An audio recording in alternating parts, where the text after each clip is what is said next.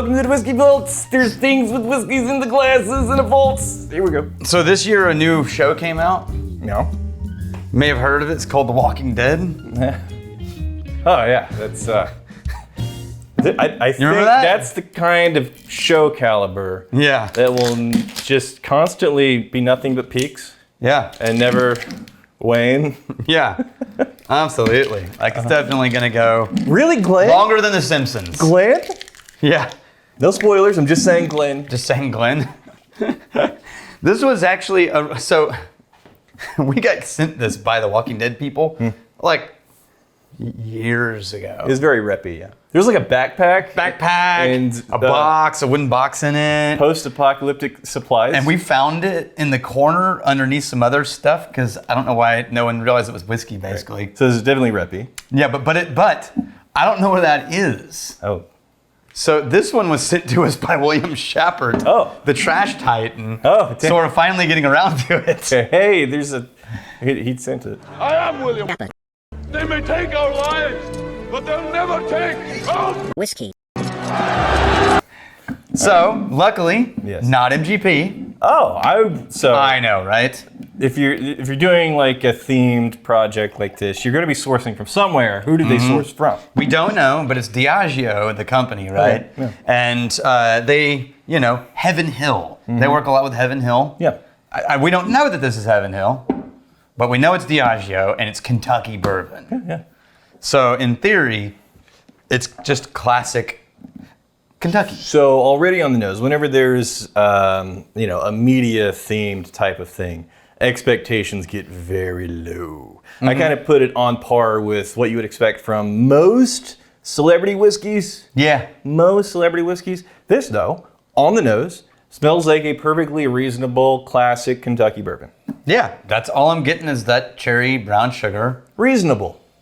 There is a little almost citrus sharpness to it, but it reminds me of all the other light, kind of refreshing Heaven Hill products instead of like the darker wood char notes. Oh, what's interesting, Respectable proof. 47% ABV. Yeah, not bottom shelf. Wow. Okay. I would be very curious as to the thought process behind who did they source from and why did they prove it this? But in the post-apocalyptic era, you no longer have access to like the internet. So. That's true, and you also don't have proofing tools because all the batteries ran out. Right. So you're just sort of flying blind, hoping for the best. It really is that iced tea, cherry, a little bit of brown sugar and vanilla in there. Just classic. Yeah. And Definitely citrus orange. Yeah, and I do get a little bit of that ethanol ding. Yeah. But I'm also impressed it's 47%. Bright and shiny. We'll see. Ooh, cinnamon. Really cinnamon on the palate. Yeah. Not on the nose, but that palate is really cinnamon. The alcohol also shows up in the taste as much as you were led to believe it's going to show up in the nose. Yeah, it's a little burny. Which is weird because it's not as high as I would think we would need to get for that to present as alcohol. There's other, mid 40 ABV whiskeys that don't have quite that much alcohol ding. That being said, along with that ding, the body of that is surprisingly rich at 47%. There's a lot there. This is batch 1. I think a whiskey distillery complex might be a cool place to get stuck during an apocalypse. Yeah. For one, they've got grain silos. Yes. Right? Yes. And a great storage. Yeah. They can make alcohol. Well, I mean, yes, but more critically, survival situation. Food. You can distill and purify your water. By the way, we have a plan in Texas. Yeah. Already. It's been discussed and agreed upon. We have 2 trading posts linked by a fortified path. Okay. The Academy campus, right? And Balcones's building, stone, So 5-6 story stone building in downtown Waco. So just because Elon is now in Texas, just get the boring company. Yeah. Just use tunnel. Yeah. You don't need fortifications. All right. Just tunnel. There are a couple of rivers in between here and there, but it's fine. No. You just go deeper with the tunnle. Just fine. It's right deeper through the with the limestone. Yeah. We collapse the entire Edwards Aquifer and eliminate all the well water for everybody. Well, but then we have unlimited water supply. Yeah. And we become warlords. In the tunnel. Warlords. It becomes like You're gonna need scuba tanks to get from here to Waco. Cause you can't have train service. Yeah, and so Vanilla cream came back. On yeah, this. there's a little bit of a caramel that's showing up after you get it in ya.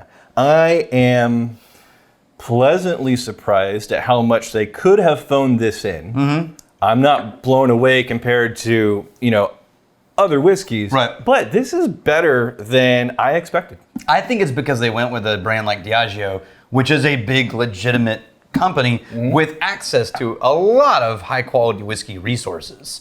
Whereas, as opposed to just like a smaller hotshot brand that's looking for a way to make some money. Yeah. I mean, this is definitely a way to make some money, but The bitterness doesn't come across as the finish doesn't come across as a barrel bitterness. Right. It's like the kind of bitterness you get from a citrus pith. yeah, Yeah. That light stuff on oranges and whatnot. That kind not of bitterness. quite totally zingy bitter like the zest. Yeah. but dry bitter. I'm not amazed, but given my expectations, I'm pleasantly surprised Sure. and pleased. Sure.